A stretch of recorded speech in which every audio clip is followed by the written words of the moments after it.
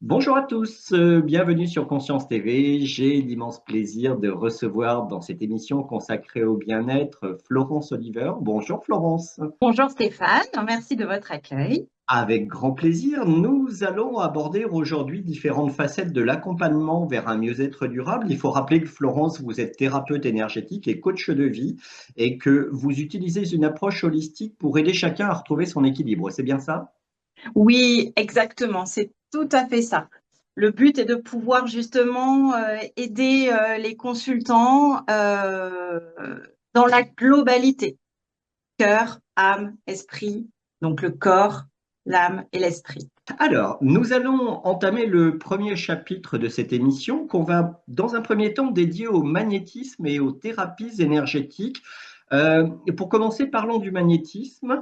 Pourriez-vous nous expliquer ce qu'est un soin énergétique et comment il agit sur le corps et l'esprit? Alors, il y a différents soins énergétiques. Il y a les soins de magnétisme et il y a divers soins énergétiques. Le soin de magnétisme, en fait, si vous voulez, nous avons tous de la magnétite dans les mains.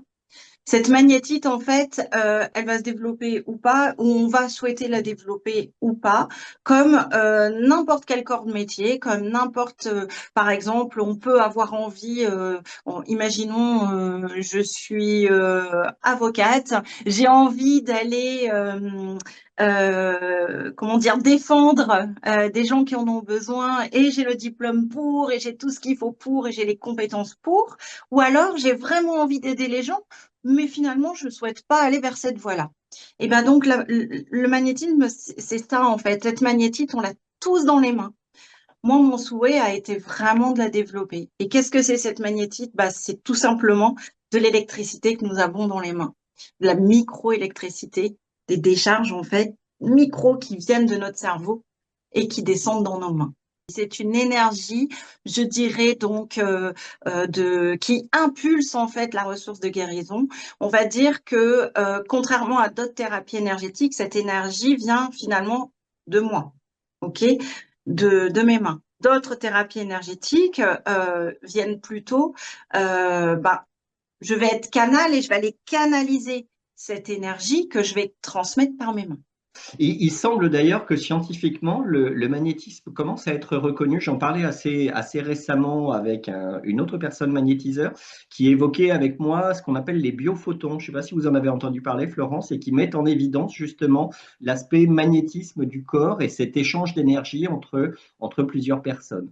Alors oui, parce qu'en fait, on va dire qu'on a envie, tout est énergie, que ce soit des personnes, des objets, des lieux, tout est énergie. Et on est tous sur certaines fréquences. Et donc, on va pouvoir, en fait, on va dire, rentrer davantage en contact avec certaines fréquences que d'autres, tout simplement. Et donc, effectivement, c'est cette énergie que par le magnétisme, donc par cette compétence, cette faculté que j'ai, je vais pouvoir véhiculer. Donc, je vais utiliser certaines fréquences. Le magnétisme est donc une technique que vous utilisez fréquemment. Concrètement, comment se déroule une séance et quels sont les principaux bienfaits que vos clients peuvent en attendre? Alors, donc, comment se déroule une séance? Déjà, dans un premier temps, je fais le point avec le consultant. Je discute avec lui déjà, nous prenons vraiment le temps de voir pourquoi il est là, qu'est-ce qui l'anime, quelles sont ses difficultés, euh, qu'est-ce qui fait qu'aujourd'hui, il est dans mon cabinet. Ensuite, je lui conseille le soin qui va être idéal pour lui. Parce que d'après mon ressenti, d'après l'énergie de cette personne, d'après ce que je vais capter, d'après ce que je vais entendre, je vais voir, je vais lui conseiller tel ou tel soin. Donc le magnétisme, lorsqu'il s'agit du magnétisme, je vais souvent, quand je vais utiliser le magnétisme, c'est souvent sur des, des vraiment souvent des phénomènes physiques. Des douleurs, etc. On en parlera peut-être plus en détail, mais tout ce qui va être eczéma, enfin voilà, je pourrais passer tout ce qui va être physique. Une fois que nous avons fait le point, j'invite la personne à s'allonger sur ma table, habillée, toujours. Si la personne le souhaite, je la couvre et je commence toujours, ça c'est Made in Florence, je commence toujours par aller nettoyer, purifier ses chakras au pendule sur la personne. Je demande toujours l'accord de la personne avant de le faire, que tout soit OK. Et puis, je fais mon soin de magnétisme. Donc, je vais aller poser mes mains en fonction de ce que la personne m'a dit et surtout de mon ressenti. Il faut savoir que chaque fois que j'entame un soin, je ne sais jamais comment il va évoluer. Le soin que je vais faire à telle personne sera pas du tout le même qu'une autre et j'avance au ressenti. Donc, je pose mes mains. Il y a beaucoup de magnétiseurs qui ne posent pas leurs mains et qui restent en surface. Moi, j'ai besoin de ce contact. Je pourrais ne pas l'avoir, mais c'est un besoin que j'ai, moi, personnellement. Ensuite, une fois que le soin est terminé, il y a une petite période d'intégration. La personne souvent est un peu il y a eu une relaxation profonde, très fréquemment elle s'endort. Et quand elle se relève, donc elle y va tout doucement, et là elle me fait part de ce qu'elle a ressenti, de comment elle se sent, et moi je lui fais un compte rendu du soin. Donc autant physique de ce que j'ai pu ressentir, de comment étaient ses chakras, est-ce que j'ai eu besoin aussi de nettoyer son aura ou pas, est-ce que j'ai eu besoin de nettoyer ses corps subtils ou pas, et quelles en étaient les raisons. Et ensuite, voilà, je vais donner un petit peu les ressentis que j'ai pu avoir. Il faut savoir que lors d'un soin, c'est pas systématique, mais il peut m'arriver, selon les personnes, d'avoir des mots, d'avoir des phrases, d'avoir des images, d'avoir des visages qui apparaissent, etc. Et donc, en fonction de ce qui m'est arrivé, je le retransmets à la personne. Et généralement, c'est quelque chose qui rentre tout de suite en résonance avec le consultant et avec ce qu'il a vécu. Et à la fin du soin, je termine pas comme ça. À la fin du soin, je fais toujours tirer, si les cartes le souhaitent, si les personnes le souhaitent, je fais toujours tirer une carte d'un oracle de développement personnel. Souvent, j'utilise l'oracle de l'âme ou libération énergétique, qui vont permettre en fait d'aller finalement travailler en profondeur et d'aller ancrer le soin que nous venons de faire. Et généralement, ça rentre toujours en résonance avec ce que la personne est venue chercher. Un soin énergétique, que ce soit le magnétisme ou un autre soin, agit 21 jours pour se mettre en place, pour aller travailler sur tel ou tel endroit dans le corps, pour aller vraiment prendre sa place. C'est pour ça que souvent, on déconseille d'enchaîner des soins de magnétisme dans ce délai de 21 jours. Pour bien clarifier votre approche, et puis pour des personnes qui seraient notamment sensibles ou réticentes à tout ce qui est notion de contact physique, la notion de soin énergétique implique-t-elle une approche de type massage ou pas nécessairement? Pas du tout. Il n'y a pas de manipulation. Juste, je pose mes mains. Il peut arriver que je fasse que je fasse glisser ma main sur tel ou tel endroit parce que je le ressens, mais jamais je n'utiliserai le massage dans mes soins. Vous mentionnez également dans vos prestations ce que l'on appelle le soin Laoshi. Alors en quoi cette technique se distingue-t-elle du magnétisme traditionnel? Et puis surtout, à qui s'adresse-t-elle particulièrement? Le Lao-Chi, en fait, est un soin énergétique qui n'a pas du tout, on va dire, la même source que le magnétisme. Le magnétisme, quand je vous l'ai expliqué, c'est dans nos mains, c'est de la magnétie, nos différentes décharges électriques. Le Lao-Chi, en fait, on va être canal. On va aller canaliser l'énergie de Maître Lao-Chi. Maître Lao Tzu, qui a été plus communément connu sous le nom de Maître Lao Tzu, qui euh, est un maître, on va dire, ascensionné élevé, et donc on vient capter son énergie. Son énergie donc passe par nous et arrive dans nos mains. Et c'est cette énergie que l'on vient transmettre aux consultants. C'est un protocole bien précis. Donc le soin Lao-Chi, nous avons 6 positions qui suivent généralement les différents chakras. Et la particularité de ce soin Lao-Chi, c'est qu'en fait, on n'a pas nécessairement besoin d'être magnétiseur pour faire un soin Lao-Chi. Même si beaucoup de praticiens Lao-Chi ont la possibilité, ont du magnétisme et pratiquent aussi du magnétisme. Mais on peut très bien être praticien en Lao-Chi sans être magnétiseur.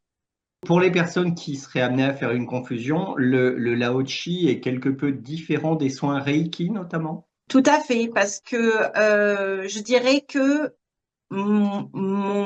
comment dire, mon approche, en fait, c'est que le Lao-Chi est très intuitif, d'accord? Parce qu'en fait, on pose les mains, on invoque, on va dire, alors je n'aime pas le mot invoquer, on appelle en fait maître Lao-Chi, on lui demande de guérir la personne. Euh, euh, alors que le Reiki, en fait, il y a des signes à faire très régulièrement. C'est un soin vers lequel je ne me suis pas tournée parce que justement, moi, j'ai besoin que ce soit intuitif.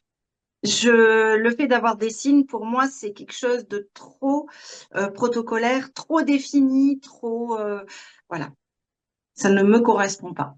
Dans le Lao-Chi, vous parlez du Lao-Chi 13e octave, ce que l'on considère comme une forme d'élévation vibratoire. Vous pouvez nous détailler ce que cela signifie et puis les bénéfices spécifiques en résultant? Le Lao-Chi 13e octave va avoir les mêmes bienfaits que le Lao-Chi, c'est-à-dire on va travailler sur tout le système nerveux.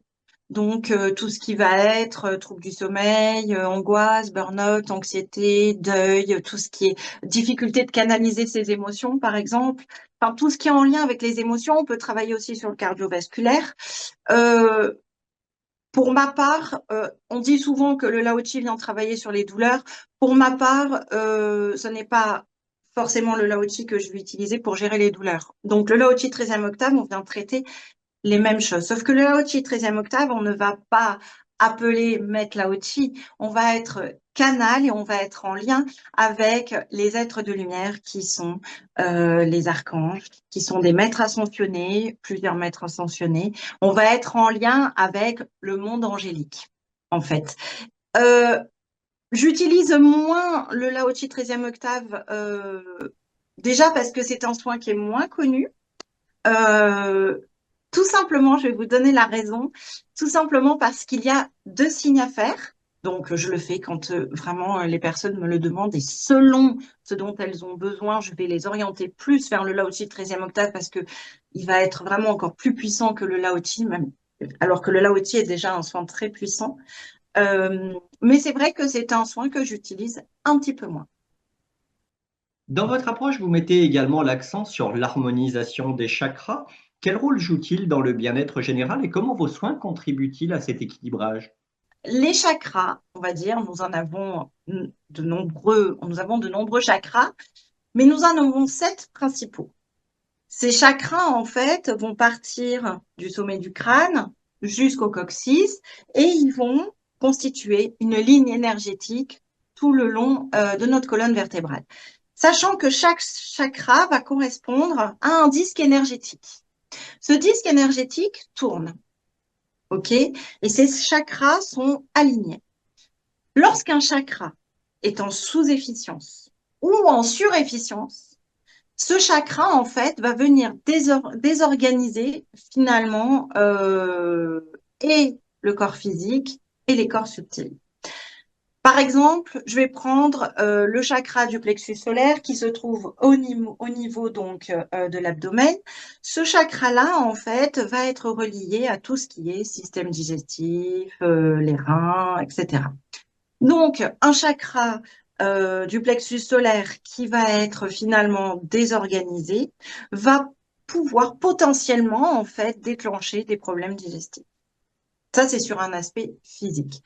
Après, il peut y avoir d'autres aspects, pardon, énergétiques qui vont faire que le chakra euh, va finalement comment dire, on va avoir l'impression d'être un peu à côté de nos pompes. D'accord? Pour parler, on va dire, de façon, pour vulgariser la chose, quoi. Ces chakras, en fait, il faut qu'ils soient nettoyés, qu'ils soient purifiés. Donc, c'est pour ça que je le fais à chaque soin. Si un chakra n'est pas nettoyé, n'est pas purifié, le soin va avoir beaucoup moins d'effet, puisque on va dire qu'ils sont très centraux par rapport à l'énergie de notre corps. Euh, que dire d'autre sur les chakras? Donc, ces chakras, en fait, c'est important de les nettoyer, de les purifier, mais c'est encore plus important d'aller les harmoniser, d'aller les équilibrer. Et ça ne suffit pas. C'est-à-dire que si tous les chakras vont bien, mais qu'ils ne sont pas alignés, bah là encore, ça va poser problème. Parce que notre ligne énergétique ne sera pas centrée, ne sera pas bien harmonisée comme c'est nécessaire. Et donc, mon rôle va être effectivement de bien les aligner pour que justement la personne soit alignée elle aussi et qu'elle se sente centrée. Votre intervention, Florence, peut se limiter à un seul chakra ou vous intervenez systématiquement sur l'ensemble des chakras? J'interviens systématiquement sur tous les chakras. Par contre, en magnétisme, je vais aller derrière quand je sentis que vraiment j'ai mis beaucoup de temps pour aller réharmoniser, nettoyer, réharmoniser un chakra. Je vais aller en plus derrière appuyer encore davantage avec le magnétisme pour vraiment ancrer le rééquilibrage du chakra qui dysfonctionnait le plus. Alors, on vient de parler de magnétisme et de thérapie énergétique. J'aimerais maintenant qu'on aborde une deuxième partie de vos activités, ce que l'on appelle la sonothérapie. Très concrètement, la sonothérapie, c'est quoi? Sur quels principes repose-t-elle pour favoriser la relaxation et le bien-être? La sonothérapie, en fait, c'est la thérapie par le son. Pourquoi la thérapie par le son? Je dirais une thérapie énergétique par le son. Notre corps est fait de quasiment 70% d'eau. Nos cellules sont constituées d'eau. Et la vibration va venir rentrer en résonance avec notre eau. L'eau, en fait, de notre corps est vecteur d'énergie. C'est elle qui fait circuler l'énergie. C'est pour ça qu'après un soin de magnétisme, un soin de Lao-Tzu ou un soin de sonothérapie, il va être important de boire pour aller justement faire circuler les énergies. Au 19e siècle, Chladni a décidé de faire une expérience. Cette expérience était de prendre finalement une plaque électromagnétique et sur cette plaque, il a mis du sable. Et qu'est-ce qu'il a fait? Il a lancé des fréquences. Et au fur et à mesure que la fréquence augmentait, le sable prenait des formes différentes. Plus la fréquence était forte, plus la forme était précise et très harmonieuse. Et on s'est aperçu, en fait, que ces formes, on les retrouvait également dans la nature. Euh, et donc, en fait, bah, c'est exactement ce qui se passe dans notre corps. Chalmis, ce qu'il a voulu montrer, c'est que par la fréquence, on allait pouvoir défaire des nœuds en fait, on va dire, par exemple, on a le sable qui est rassemblé à un endroit, la fréquence va venir harmoniser la position du sable. Et donc, c'est exactement ce qui se passe dans notre corps. L'onde va venir, en fait, réharmoniser l'eau de notre corps, va aller l'équilibrer, reprendre sa place et aller appuyer là où ça va être nécessaire. Donc, moi, j'utilise des soins au bol tibétain quand je suis en individuel avec mon consultant. Le bol va être autour et sur la personne et je travaille sur les chakras, mais également sur justement la totalité du corps. Je peux aller appuyer encore davantage je vais aller insister avec mon bol sur tel ou tel endroit du corps parce que je sens que c'est nécessaire. Cette sonothérapie, j'utilise des bols, mais en fait, je travaille beaucoup au ressenti. Donc, lorsque je sens que le bol tibétain n'est pas suffisant, je vais aller prendre mes koshis, par exemple, qui sont des carillons. Je peux aller prendre mon tambour.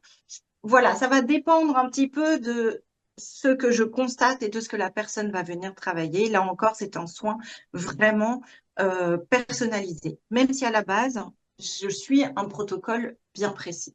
La sonothérapie va être accessible à tout le monde, sauf les personnes qui ont une prothèse cardiaque, une valve ou un pacemaker, quelqu'un qui a une fracture récente ou les femmes enceintes. Concernant la sonothérapie, ce que vous venez d'évoquer est intéressant. Je fais une petite aparté pour vous dire qu'effectivement, j'ai eu la chance de participer à une émission où était mise en évidence, par exemple, l'utilisation du son home. Et home, Hmm. avec la sonothérapie, donnait une forme au niveau du sable, tel que vous l'évoquez, effectivement, déposé sur un support dédié, une forme que l'on retrouvait systématiquement quand le son home était exploité. Et ce qui vaut pour le son home vaut pour tous les autres sons et confirme bien l'application de la sonothérapie au niveau énergétique et au niveau du corps, en effet. Exactement ça. Et d'ailleurs, le son que j'utilise le plus, le bol que j'utilise le plus, eh ben, c'est un bol qui fait le hum, justement. C'est Ouais. celui que j'utilise le plus. En diapason thérapeutique, parce que je fais aussi du diapason thérapeutique, j'utilise également beaucoup, justement, le diapason avec le hum. Et l'avantage du hum, c'est qu'il va le permettre d'aller travailler encore plus sur les chakras. Et je me suis aperçue également qu'il avait un effet extrêmement important aussi sur le chakra du cœur. Je voudrais qu'on revienne un petit peu sur les instruments que vous avez évoqués. On a parlé des bols, on a parlé du diapason, on a parlé du tambour, si je ne dis pas de bêtises. Quel type d'instruments, en dehors de ces instruments-là, pouvez-vous utiliser? Et est-ce qu'on distingue des effets différents selon les vibrations et leurs actions sur le corps? Les autres instruments, je vais les utiliser lors de voyages sonores. Donc, j'organise des voyages sonores collectifs. Donc, dans ces cas-là, je vais sortir tous mes instruments. Donc, j'ai un gong, j'ai des carillons, j'ai deux tongs drum, j'ai cymbales, maracas. Qu'est-ce que j'ai d'autre? Une kalimba. J'en oublie parce que j'en ai tellement, bâton de pluie, tambour océan, etc. Euh, Comment vous dire? En fait, dans les voyages sonores, lorsque j'utilise tous mes instruments, c'est de l'intuitif.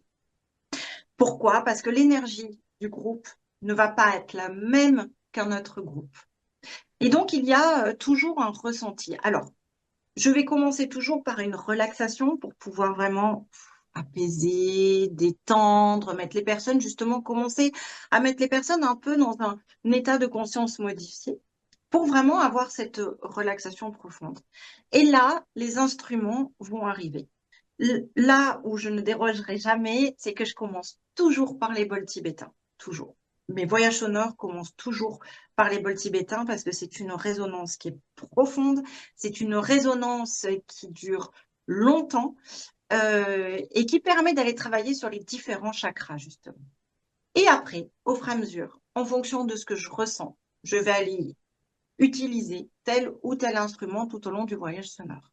Et ça va crescendo, en fait. Donc au début, on est sur des sons qui vont être quand même finalement assez, on va dire, assez rares, entre guillemets, et petit à petit, ça va s'intensifier pour après redescendre petit à petit. Quand je veux vraiment, quand je sens que l'énergie du groupe a besoin d'être nettoyée parce que je sens qu'il y a vraiment voilà, tout le monde arrive avec ses soucis du travail, ses soucis de la vie quotidienne. Tout le monde ramasse des énergies négatives au quotidien, hein. Et donc, ben, c'est là que je vais aller utiliser mon tambour, mon tong drum, pour pouvoir vraiment aller nettoyer, ou mon gong également. Et plus ça va aller, plus je vais redescendre, crescendo, pour finir sur une note toujours aiguë. Souvent, j'utilise des cymbales. Pourquoi? Parce que ces notes-là vont permettre aux personnes de revenir.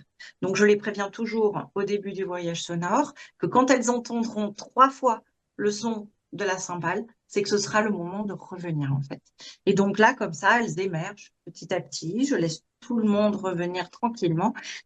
Et à la fin, on fait l'intégration et on échange sur les ressentis de chacun. Et c'est toujours incroyable parce qu'on a toujours voilà, enfin, chacun a des perceptions différentes, des personnes qui ressentent, même qui voient des choses et c'est un partage qui est hyper intéressant en fait. Quels sont les principaux objectifs d'une séance de sonothérapie? Est-ce que principalement, ça va être soulager des douleurs physiques, des émotions, améliorer le sommeil, par exemple? Tout à fait, c'est exactement ça. Les soins énergétiques. Les soins de sonothérapie, en fait, vont venir travailler sur des douleurs chroniques. Des personnes qui souffrent notamment du dos ou qui ont des problèmes digestifs ou qui ont des douleurs cervicales.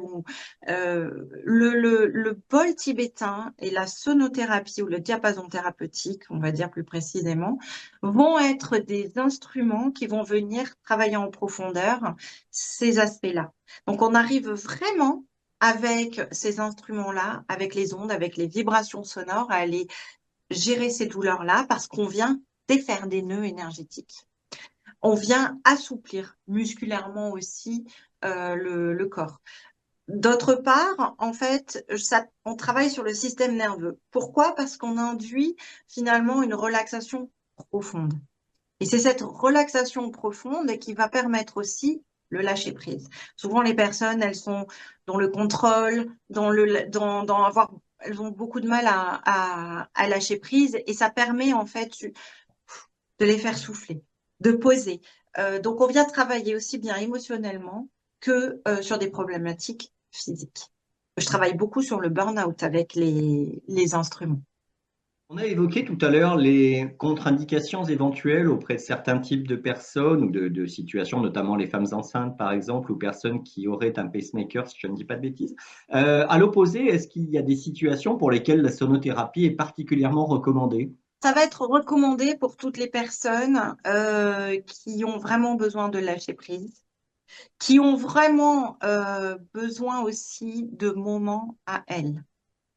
Je dirais beaucoup de mamans, parce que c'est souvent des mamans qui viennent me voir dans ces cas-là et qui me disent j'en peux plus, j'arrête pas du matin jusqu'au soir et puis la journée je suis au travail, le soir c'est les devoirs, c'est la douche, c'est le repas et puis je dois être mère, épouse, je dois travailler, souvent elles sont épuisées en fait. Et là, la sonothérapie vont leur permettre de souffler, déjà de prendre du temps pour elles. Et d'ailleurs, pas que les mamans, hein, parce que j'ai beaucoup de personnes, des messieurs, qui viennent pour les mêmes raisons. Mais c'est vrai que globalement, j'ai beaucoup de mamans. Euh, Ensuite, c'est aussi ce que je leur dis toujours. La phrase que je leur dis toujours à ces personnes-là qui ont besoin de prendre soin d'elles et qui ont du mal, mais qui finalement franchissent le cap et qui viennent me voir pour pouvoir justement travailler là-dessus, je leur dis, vous êtes la personne la plus importante de votre vie.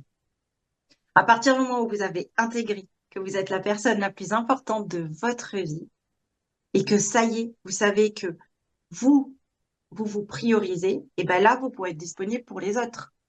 Mais avant d'être disponible pour les autres, il faut prendre soin de soi. Oui, sacraliser son corps et son esprit, quoi. Exactement. Et bien souvent, tout le monde l'oublie.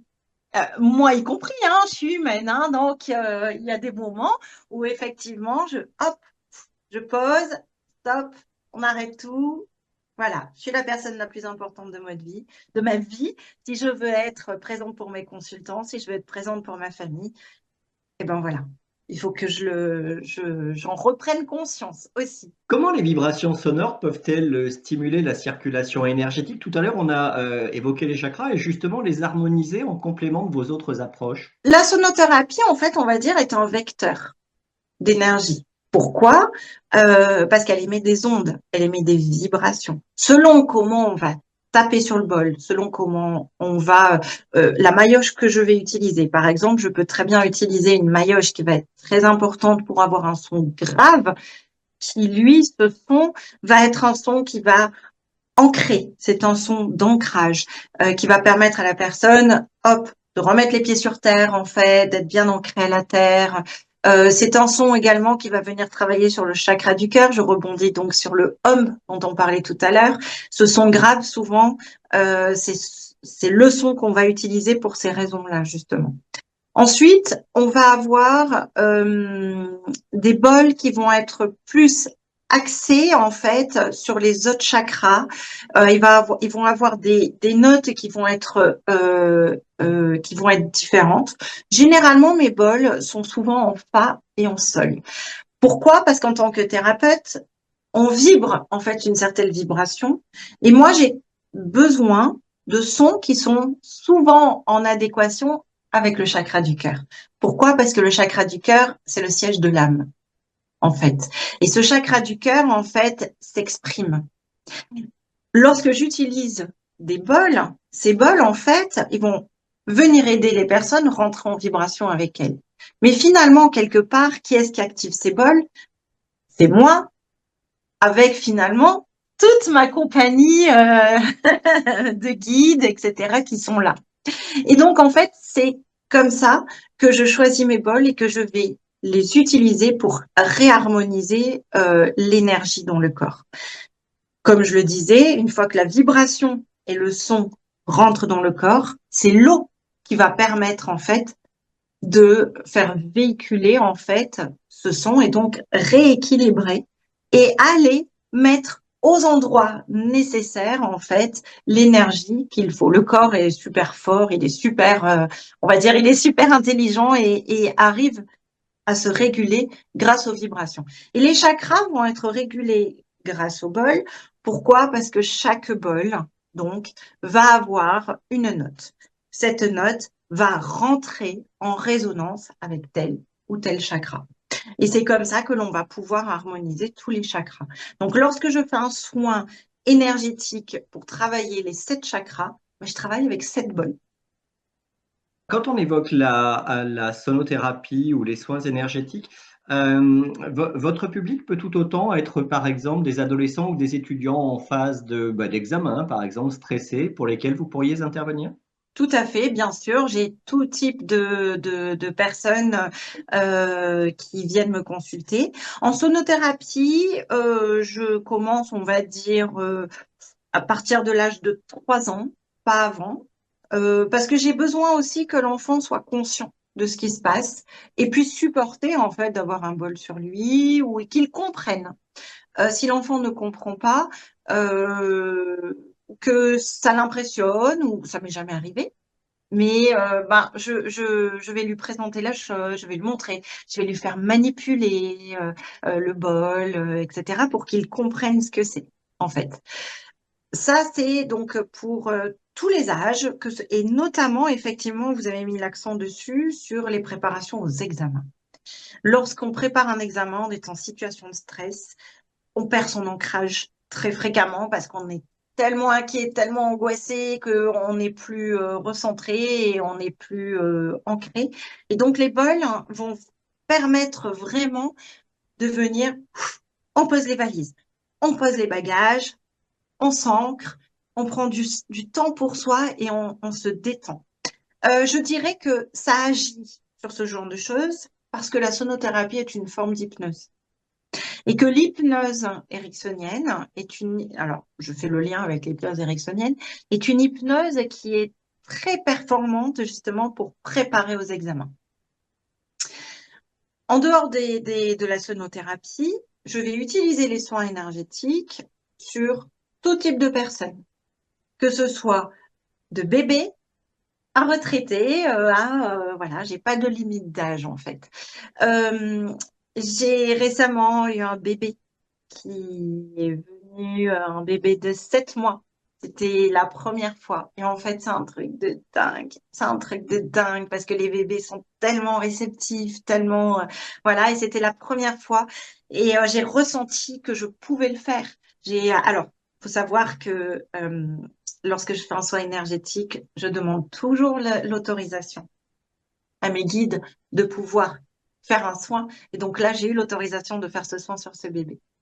Et c'est un truc de dingue. Et donc, c'est tous âges pour les thérapies énergétiques et sans aucune contre-indication. Contrairement à la sonothérapie, on a quelques contre-indications. Dans le cadre de vos interventions, Florence, vous êtes confrontée à une clientèle qui parfois vous découvre pour la première fois. Est-ce qu'il vous est arrivé des situations où vous étiez face à des gens qui étaient un petit peu dans le doute ou l'expectative et qui sont ressortis particulièrement satisfaites de vos actions? Je vais vous donner, alors j'ai des exemples effectivement, de consultants, mais j'ai un exemple très concret à la maison qui est mon mari, qui est quelqu'un d'extrêmement cartésien, qui est un scientifique, informaticien, donc qui lui était assez fermé à tout ça. Et que quand j'ai commencé, moi, à m'ouvrir et à travailler énergétiquement, etc., etc., et ben, je lui ai fait des soins. Et il s'est aperçu que ça marchait. Du coup, maintenant, il dit à tout le monde, les soins énergétiques fonctionnent. Les soins énergétiques, c'est un véritable outil. C'est une véritable béquille pour nous, en fait. Et, euh, et beaucoup oui, j'ai des consultants qui sont venus. J'ai une dame récemment qui, elle, avait jamais fait de soins énergétiques, etc. Et pourquoi elle est venue me voir? Tout simplement parce que j'avais fait un jeu concours. J'avais fait un jeu concours sur un salon et elle avait gagné ce jeu concours et elle est venue me voir. Et là, à la fin du soin, elle m'a dit, mais c'est incroyable. Je pensais pas que ça pourrait agir comme ça. Incroyable. Elle se sentait, elle était hyper stressée, elle était, et puis beaucoup de difficultés professionnelles, en fait, beaucoup de pression au travail. Et elle m'a dit, mais c'est incroyable, quoi. Je pensais pas que ça agirait comme ça. Donc, et puis ça, c'est juste en tant que thérapeute, c'est quelque chose de fabuleux, quoi. C'est puisque on fait ce métier-là pour ça, nous thérapeutes. Revenons à l'ensemble de vos prestations. Je voudrais qu'on aborde maintenant la partie dédiée à la radiesthésie. Vous pouvez nous éclairer quelque peu sur ce qu'est la radiesthésie et puis comment vous l'utilisez là encore dans le cadre de vos soins? La radiesthésie, c'est la manipulation du pendule. Alors, pas que du pendule, hein. On peut avoir des baguettes de sourcier, il y a des pendules fixes, enfin, il y a l'antenne de l'échelle, il y a plein d'outils différents. Moi, je n'utilise que le pendule. Parce que ça s'est imposé à moi, en fait, comme ça. Euh, un matin, je me suis réveillée avec la phrase «Achète un pendule». Voilà, c'est comme ça que c'est arrivé, que ça a commencé la première fois. Et puis, j'ai appris, j'ai découvert tout ça, comment le fonctionnait, comment ça fonctionnait, comment poser sa convention, comment, etc. Donc, le pendule, en fait, c'est pas magique du tout. Parce que beaucoup de personnes sont très impressionnées par le pendule, ont très peur du pendule en disant, oh là là, mais c'est terrible. Non, ça n'a rien de terrible. Le pendule, c'est la prolongation de notre magnétisme.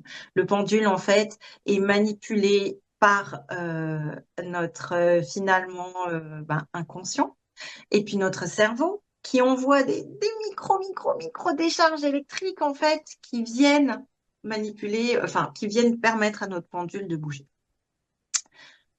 Et effectivement, tout est énergie, donc il y a les énergies qui nous entourent. Euh, donc le pendule, grâce au pendule, on va être connecté à ces énergies-là. Moi, j'utilise le pendule essentiellement pour de la radiesthésie médicale. Mon but est de pouvoir impulser des ressources de guérison avec le pendule.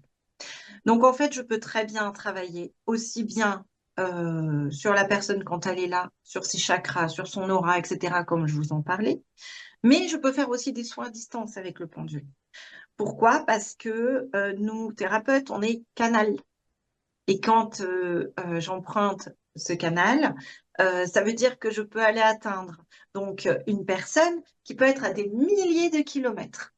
Généralement, j'ai sa photo, j'ai son nom, son prénom, son nom de naissance si c'est une dame, sa date de naissance, son lieu de naissance. Je me connecte à cette personne-là et je demande l'autorisation de faire le soin au pendule et je vais utiliser mes planches de radiesthésie. Mes planches de radiesthésie, j'ai soit des cadrans, en fait, de Bovis, échelle de Bovis, cadran de Bovis, ou différents cadrans de radiesthésie, soit je vais utiliser des planches anatomiques. Et je vais aller travailler sur les aspects point par point. Là où j'ai eu un résultat dernièrement incroyable avec le pendule, c'est qu'en fait, j'ai fait à distance, en fait, j'ai travaillé sur une personne qui avait des champignons que personne n'arrivait à soigner au niveau des pieds. Et personne. Et ça devenait hyper compliqué pour elle. Elle pouvait plus mettre de chaussures, elle pouvait plus marcher. Enfin, c'était très compliqué. À distance, donc, je me suis connectée à cette personne. J'ai emprunté ce fameux canal énergétique. J'ai pris mon pendule. J'ai travaillé sur la photo. J'ai travaillé sur mes planches anatomiques au niveau du pied. J'ai travaillé sur les méridiens. Et j'ai terminé par un soin Lao-Tzu. Le lendemain, cette personne m'appelle. Et elle me dit, cette nuit, ça a été horrible. Ça a été horrible. J'avais encore plus mal. Ça me faisait encore plus souffrir. Ça me démangeait encore plus. Et ce matin, ça a diminué. Et je lui ai dit, bah, tout simplement, en fait, vous venez de vivre une crise de guérison. Cette crise de guérison, c'est en fait le pendule, donc c'est un soin énergétique, a permis de faire sortir tout ce qu'elle avait emmagasiné en elle et qu'elle gardait en elle. Et surtout au niveau des pieds, c'est en lien avec l'ancrage. Donc cette personne, elle a réussi, donc grâce à ça, hop, à tout faire sortir. Et elle m'a recontacté une semaine après pour me dire, je suis guérie, j'ai plus rien. Donc, attention, je ne suis pas médecin, d'accord? C'est un complément, ok, de ce que de ce que les médecins peuvent proposer comme traitement. Donc, attention, on n'arrête jamais son traitement médical. Moi, je viens compléter, impulser cette ressource de guérison pour permettre aux personnes de le conscientiser et de le faire sortir. En fait, donc voilà, avec la radiesthésie, comment je travaille? Je travaille aussi avec les couleurs. Chaque personne vibre une couleur. Cette couleur, c'est une couleur de naissance. Ok, cette couleur, elle est magnétique. Et puis, selon la vie, en fait, chaque jour, on peut vibrer une autre couleur. Cette couleur, elle peut rester magnétique, comme elle peut devenir électrique. Et quand elle devient électrique, c'est qu'on ne va pas bien. Soit on va pas bien psychologiquement, soit on va pas bien énergétiquement, soit on va pas bien physiquement. Et donc, je vais utiliser mes cadrans justement de couleurs magnétiques, électriques pour aller rétablir en fait la couleur électrique en couleur magnétique et d'aller retrouver la couleur de naissance. Le pendule, tel que vous l'avez expliqué, participe donc aux soins que vous proposez. On peut également l'utiliser comme une sorte d'outil de détection des différents déséquilibres du corps. Bien sûr, le pendule est, on va dire, parle tout seul. Le pendule est transmetteur d'informations. Le pendule vient nous donner en fait toutes les informations sur ce qui va pas et sur ce qui va. Et nous permet justement, grâce à lui, d'aller nettoyer et d'aller rééquilibrer et de mettre en lumière. Mais outre ça, en fait, le radiesthésiste a un travail de ressenti énormément. Je dirais qu'un radiesthésiste qui n'a aucun ressenti vibratoire, je dirais, en fait pas un ressenti physique, ressenti vibratoire, est un radiesthésiste qui peut avoir des difficultés à manipuler son pendule et son pendule peut ne pas lui donner les bonnes réponses. Par contre, le radiesthésiste qui est vraiment, qui vibratoirement est connecté et ressent les choses, en fait, est un radiesthésiste qui va pouvoir obtenir de bons résultats. Mais attention, un pendule, ça se calibre. Ça se calibre sur la source. Ça se calibre sur les énergies les plus élevées, en fait. Si on ne calibre pas ce pendule, ce pendule peut ne pas être canal de vérité. Et donc, c'est là que ça peut devenir difficile. Et pour le radiesthésiste et finalement pour le consultant. Donc, c'est pour ça que le radiesthésiste doit vraiment, vraiment syntoniser son pendule sur le code de la source. Je me permets un exemple très simple. On va prendre le cas de quelqu'un qui a des douleurs stomacales ou abdominales.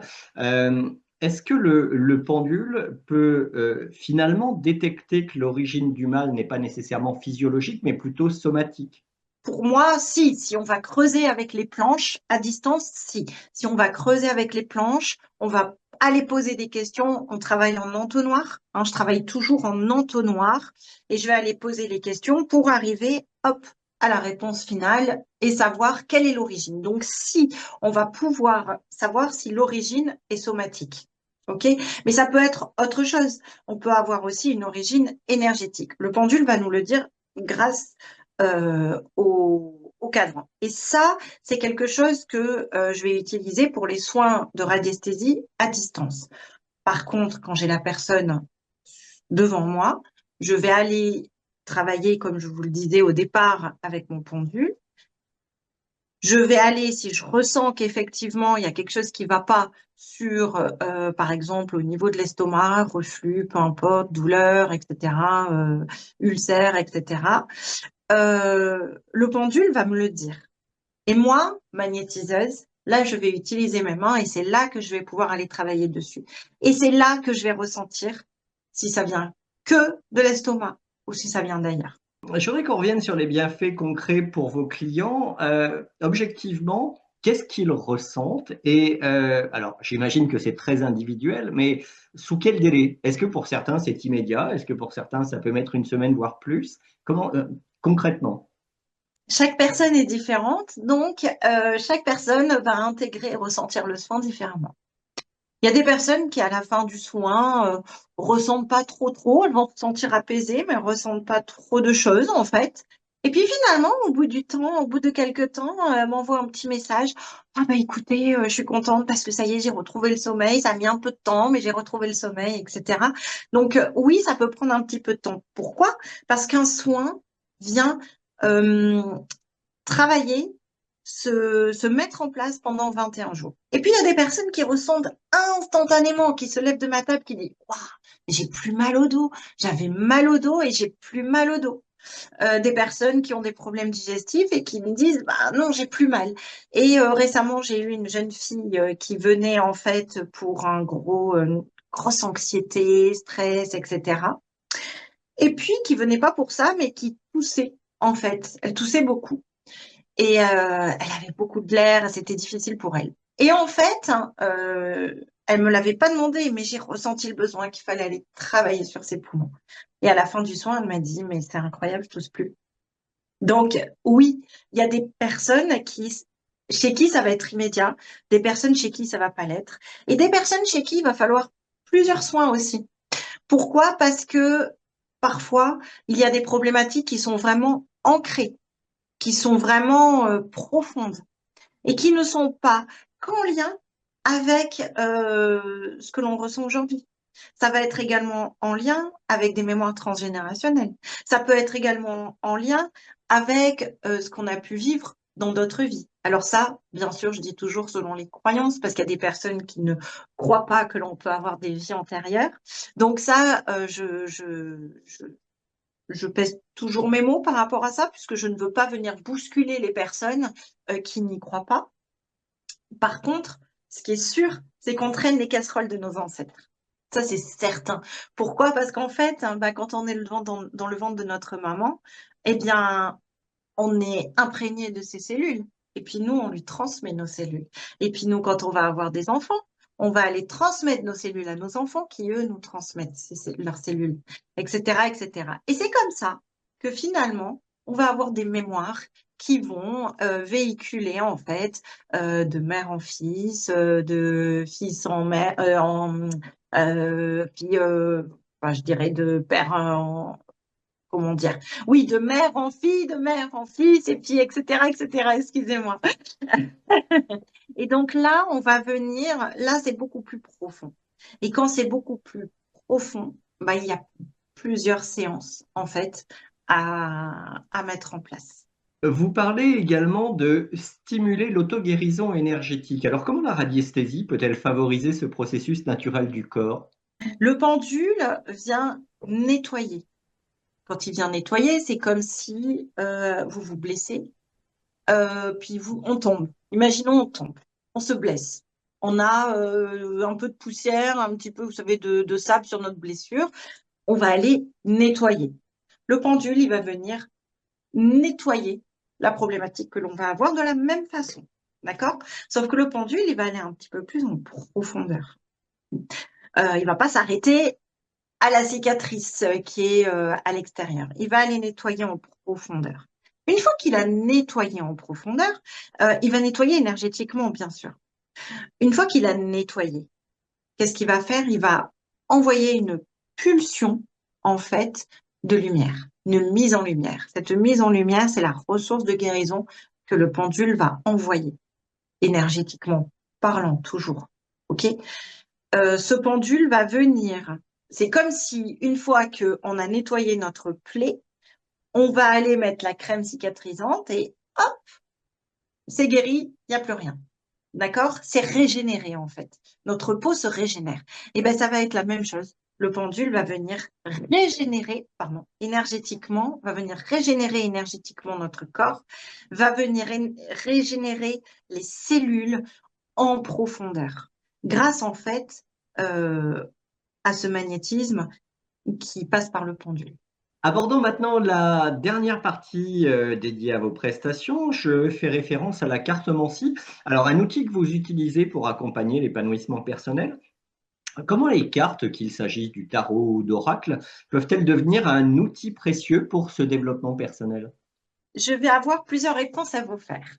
La première va être qu'il y a les personnes qui viennent me voir pour de la cartomancie pure, qui ont des questions à me poser, comment va évoluer mon travail, comment ça va se passer avec mon compagnon, ou etc., etc.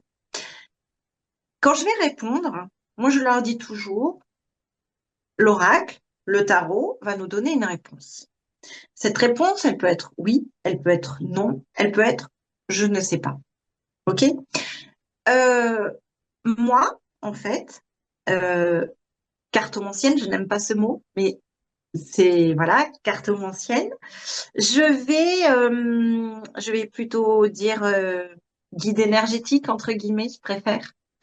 Euh, Moi, ce que je vais faire, c'est que, ou coach énergétique, ce que je vais faire, c'est que je vais leur dire, je ne vous dirai pas oui, je ne vous dirai pas non, mais par contre, nous allons discuter de ce qui ressort.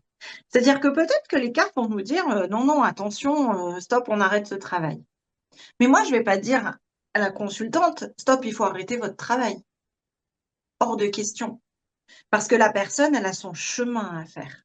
Elle a son chemin. Parce que si elle fait ce travail-là, c'est parce que justement, elle est venue travailler quelque chose. Son âme est venue travailler quelque chose. Même si pour l'instant, c'est difficile et qu'elle n'a pas encore intégré pourquoi ce travail ne lui convient pas. OK? Donc moi, avec les cartes, je vais aller leur dire, OK, ça va pas dans votre travail, mais on va aller analyser les autres cartes autour et là, on va en discuter.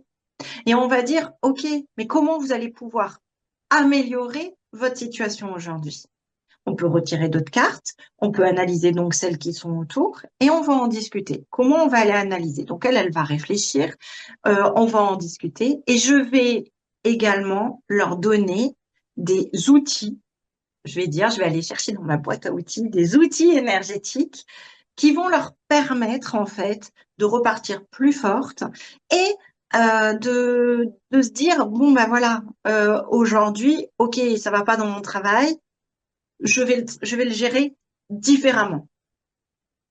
Ça peut être des outils, soit des outils très simples. Par exemple, récemment, j'ai une personne qui est venue et qui a été harcelée au travail. Et je lui ai fait faire la technique de Jacques Martel, les bonhommes allumettes, en fait, parce que j'ai ressenti que c'était idéal. Donc oui, on lui disait qu'effectivement, ce travail, il n'était pas fait pour elle, mais on voyait dans la durée euh, qu'elle le quitterait, mais pas tout de suite. OK? Donc moi, j'ai pas voulu lui dire qu'elle allait le quitter forcément, oui ou non. Elle l'a vu dans les cartes, les gens, ils le comprennent dans ce que je leur dis et dans ce qu'ils voient. Mais en fait, ce que je lui ai expliqué, je lui ai dit déjà, il faut vous protéger des personnes justement qui vous harcèlent. Pourquoi elles vous harcèlent? Qu'est-ce que vous laissez paraître justement qui fait qu'elles arrivent à vous atteindre? C'est pas parce que elles vous harcèlent, c'est pas parce que vous vibrez telle ou de telle façon que vous êtes harcelé, pas du tout. C'est parce qu'en fait, vous manquez peut-être de protection qui fait que ces personnes-là, elles arrivent à vous atteindre. Donc, qu'est-ce que vous allez mettre en place pour vous protéger, pour qu'elles n'arrivent plus à vous atteindre? Et ensuite, cette personne-là, je lui ai proposé les bonhommes allumettes. Les bonhommes allumettes, hein, on trace des petits bonhommes, on les met dans les bulles de lumière, on fait la grande bulle de lumière, on écrit notre phrase en bas qu'on coupe les liens énergétiques négatifs qui nous lient à ces personnes ou à cette situation. On coupe, on brûle. Et ça, euh, certains thérapeutes disent, oh non, ça marche pas. Mais vibratoirement, c'est juste énorme. C'est juste énorme. C'est quelque chose qui fonctionne hyper bien. Par contre, effectivement, si on s'arrête juste au bonhomme allumette, ça ne suffira pas. Derrière, il va y avoir des choses à mettre en place aussi pour ne plus être atteinte. OK, on a coupé avec ces personnes-là. Ces personnes, c'est fini, énergétiquement, elles ne peuvent plus nous atteindre de façon négative.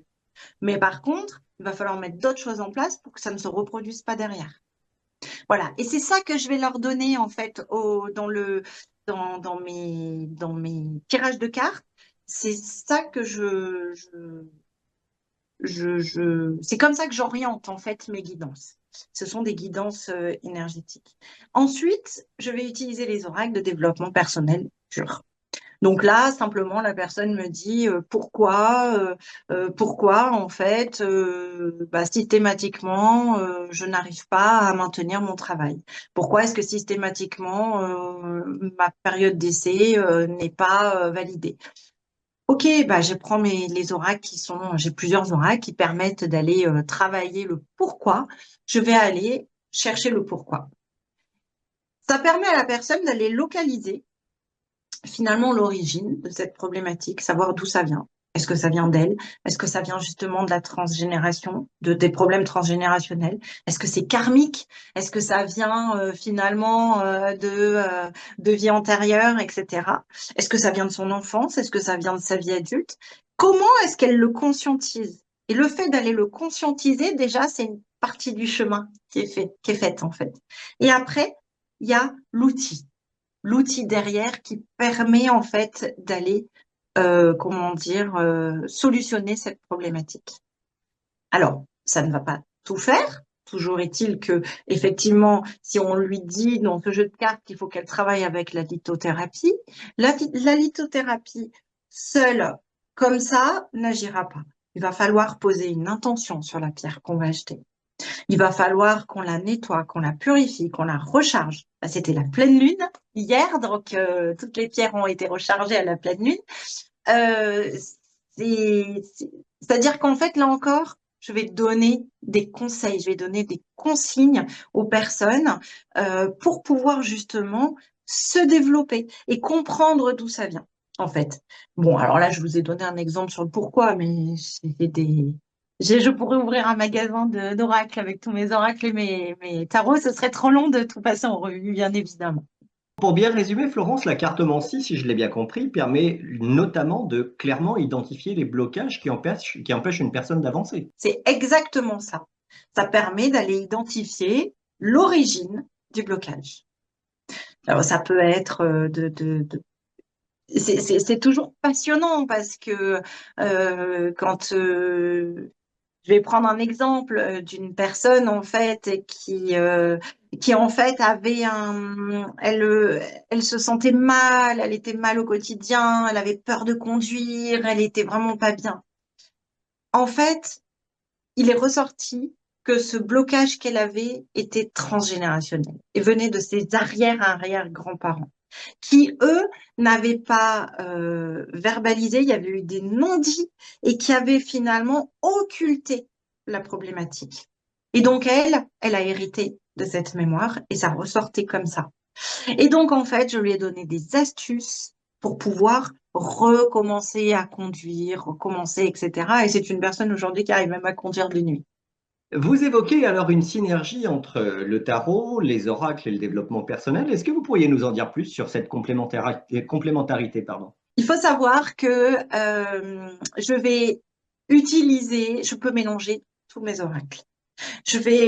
Très souvent, je vais pas utiliser qu'un seul oracle en même temps. Des fois, ça tire. Des fois, ça surprend parce que je vais avoir peut-être 7 jeux différents avec 7 cartes différentes qui viennent de 7 jeux différents. Ça peut être des tarots, ça peut être des oracles, ça peut être du développement personnel. Ça permet, bien souvent, je fais ça pour que la personne puisse comprendre une véritable problématique, en fait. Ça peut être souvent, je le fais lorsqu'il s'agit d'une problématique avec une autre personne. Donc, sur une ligne, il va y avoir la personne qui me consulte. Sur l'autre ligne, la personne avec qui elle a le problème. Ça peut être son compagnon, par exemple. Et il va ressortir des éléments, en fait, au fur et à mesure, euh, qui vont donner des aspects, en fait, finalement, de personnalité. Et puis, savoir comment ça va évoluer. Et puis après, je vais aller demander ce que ces personnes ont à travailler. Donc, je vais aller sortir peut-être un tarot qui va être, j'aime beaucoup le tarot de Marseille, revisité. Le premier tarot de Marseille est un tarot qui me, voilà, je le trouve un petit peu dur, donc j'ai besoin le dernier tarot revisité en fait de Marseille. Ce tarot-là va me donner des éléments vraiment de travail. Qu'est-ce qu'il y a à mettre en place en fait pour avancer dans la problématique qu'on vient de sortir. En fait, on a l'oracle divinatoire, on a le tarot qui énergétiquement est très puissant, qui va être même encore plus puissant, mais tout dépend comment on l'utilise. Et puis, et qui peut être utilisé aussi en développement personnel. Et puis, on va avoir les oracles uniquement de développement personnel. Je vais vous faire une petite confidence. Ma sœur manipule la cartomancie depuis toute jeune, puisque bon, bah, ma grand-mère manipulait la cartomancie aussi toujours. C'est quelque chose qui a vraiment toujours été dans notre famille, ma maman aussi. Et ma sœur, un jour, en fait, me fait un tirage et elle mélange plusieurs oracles. Et là, j'ai trouvé ça tellement puissant, mais tellement fabuleux. Là, j'ai dit, mais attends, je vais l'essayer. Et je l'ai essayé, mais là, ça a été juste incroyable, quoi. Et je le fais quand je trouve que c'est nécessaire. Je vais sortir tous mes oracles. Et généralement, les consultants sont surpris, mais ils adorent, quoi, parce que ça crée une émulation, voilà. Et donc, tous ces oracles, que ce soit tarot, oracle, sont tous reliés, en fait. Ils sont reliés par quoi? Par la source, en fait. Ils sont tous reliés à la source. Et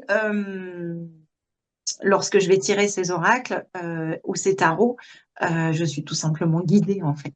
Comment la cartomancie peut-elle également offrir un éclairage sur le chemin de vie et aider notamment à mieux appréhender les défis ou les opportunités pour chacun?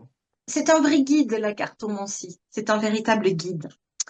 Attention, guide spirituel, guide énergétique. Par exemple, il y a un oracle que j'utilise beaucoup après un soin, c'est l'oracle de l'âme.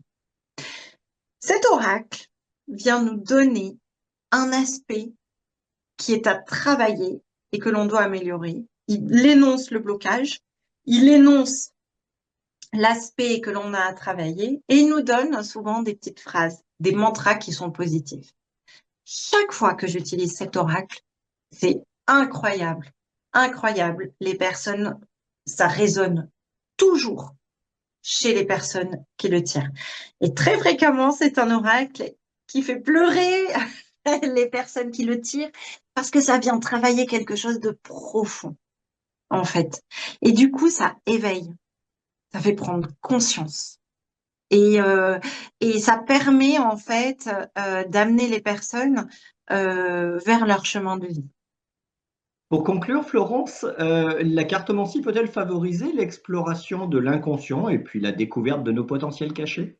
Bien sûr, on a bon, aujourd'hui, il existe des multitudes d'oracles. Euh, Déjà, ne serait-ce que de tirer une carte, de dire qu'est-ce que je dois travailler aujourd'hui. Ok, là on a une carte. Ok, je sais pas, enfin peu importe la carte qui ressort, mais euh, ça va vibrer en nous en fait. Cette carte, elle nous passe un message. On se dit ok, j'ai donc par exemple, imaginons c'est euh, la lune qui ressort. Qu'est-ce que je dois travailler aujourd'hui? Ok, aujourd'hui, je dois travailler sur mes émotions, Je dois travailler en fait finalement sur mon intuition. Je dois me faire confiance. Par exemple, ok? Donc c'est comme ça que ça va nous permettre en fait d'avancer et c'est comme ça que je vais aider mes consultants à avancer. Et on va en discuter. On en discute en fait de cette carte. Ça peut être tout un échange qu'on va avoir. Moi, je vais donner mon ressenti par rapport à cette carte. La personne va me dire comment ça vibre en elle et comment en fait on va pouvoir avancer. Elle va pouvoir avancer, pas on. Elle va pouvoir avancer avec cette carte. C'est un véritable outil qui permet en fait de se développer aussi bien psychologiquement, d'aller mieux psychologiquement, mais aussi spirituellement, en fait. Ça permet de nous élever. Ça nous permet d'ouvrir notre conscience, en fait, et de savoir comment avancer. Merci Florence Oliver pour toutes ces explications passionnantes sur vos différentes approches. On a pu découvrir le magnétisme, la sonothérapie, la radiesthésie et la cartomancie pour voir comment l'ensemble s'articule dans votre pratique. Un petit rappel, si nos téléspectateurs souhaitent en savoir plus sur vos activités ou prendre rendez-vous, ils se rendent sur votre site. Vous pouvez nous en rappeler les coordonnées? Oui, tout à fait. Mon site internet, c'est harmoniezentherapie.fr, tout attaché en français, sans accent. Les coordonnées s'affichent à l'écran et puis le numéro de téléphone par ailleurs. Et je vous rappelle que Florence Oliver vous propose des soins en cabinet, mais surtout en distanciel également. Donc n'hésitez pas, où que vous soyez en France ou ailleurs, à contacter Florence et puis également à vous abonner à ces vidéos pour découvrir au fur et à mesure l'ensemble des pratiques que vous propose Florence. À bientôt, Florence. À bientôt, merci beaucoup. Merci, une très bonne journée. Retrouvez-nous sur Constance TV régulièrement. Au revoir. Au revoir, belle journée.